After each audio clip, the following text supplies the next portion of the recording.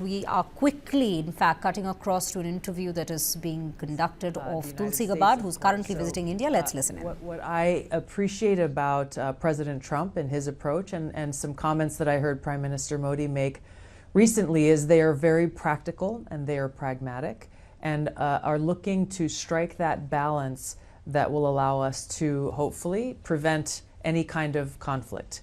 Obviously, as it relates to China, there are challenges.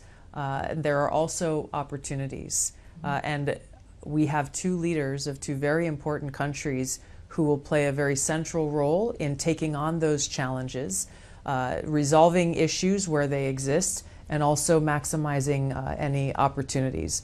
The goal, of course, that we all share is to achieve peace, to increase prosperity, and to ensure stability and security for both of our peoples, but in the region as well. Ma'am, when you took over, there was a lot of attention to what people said that you were a sharp critic of US forever wars and regime change wars. But you also said, and I'm going to quote you said, when it comes to the war against terrorists, I'm a hawk. How does the Trump administration see the repeated terror attacks on India from Pakistan? You know, President Trump, through his first administration in the presidency, and it continues now, has been very clear about his commitment to defeating this threat of Islamist terrorism that has unfortunately plagued us, has and continues to pose a direct threat to the American people. But we see how it's been impacting people here in India, in Bangladesh, currently ongoing in Syria, Israel, and different countries in the Middle East. So this is a threat that I know Prime Minister Modi also takes seriously, and one where the leaders of our two countries will work together to try to identify and defeat that threat. I'd like to pivot a little bit on the ISET initiatives. Do you see India and the US cooperating in the field of semiconductors and nuclear energy?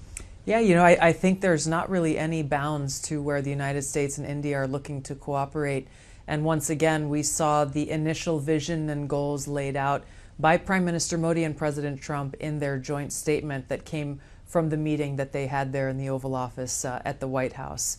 So there are a lot of different elements, of course, with the private sector and with our respective agencies as it relates to commerce, to see where those opportunities are, to see where there may be barriers to access, and see how can we best, once again, strengthen our mutual economic interests by moving forward together.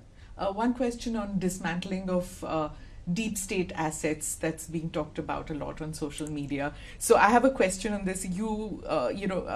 Everybody's watching that, especially the firing of U.S. intelligence involved in inappropriate chats. I have to ask you, were they involved in regime change matters in India?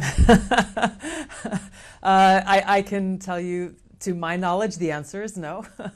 I think what you're referring to, unfortunately, was an incident that came to my attention where for an extended period of time, we had intelligence professionals who were using an intelligence-based chat network to conduct highly unprofessional and sexually explicit conversation.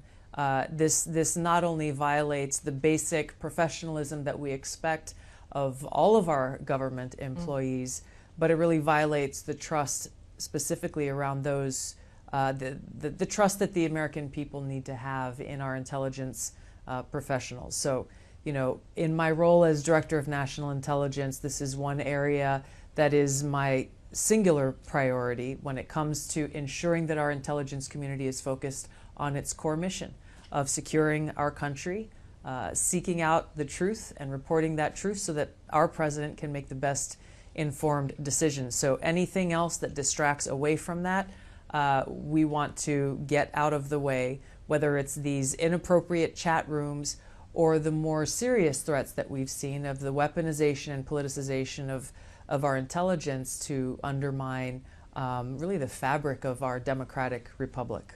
Ma'am, finally, I have to ask you, as a combat veteran, now in the C-suite of the Intel community, you've broken several glass ceilings.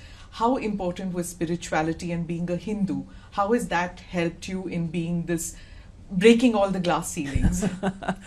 Well, my own personal spiritual practice, my personal relationship with God is the center of my life, and I do my very best every day to live a life that is pleasing to God. And what better way to do that than to do my best to be of service to all of God's children. And so, in different times of my life, whether serving in war zones in different parts of the world, or the challenges that we face now.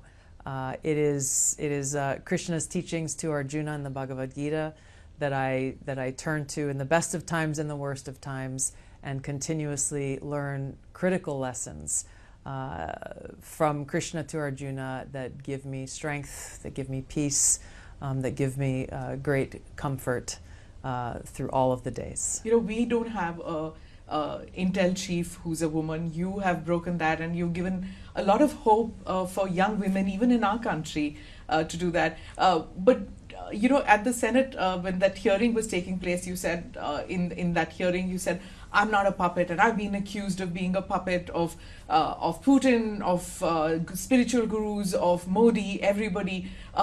That came as a shocker to even us at that time, that you, who has achieved so much in life, that somebody could label you as a puppet.